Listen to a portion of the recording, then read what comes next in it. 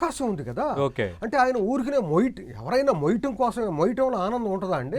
వాళ్ళు కూడా ఈయన్ని మోస్తున్నారు కదా. అంటే నాకు సీఎం కావాలని లేదని చాలా సందర్భాల్లో పవన్ అన్నారు కదా. ఆ మాట అనటం సీఎం కావద్దు అని కాదు, కానీ నేనేదో అధికారం కోసం రాలేదు, ఓకే. నేను ప్రజలకి ఎంతో కొంత చేద్దామని వచ్చానని చెప్పడానికి ఆ మాట అన్నారు. కానీ డిప్యూటీ సీఎంగా ఆయన మనిషి సీఎంగా ఎందుకు గారు?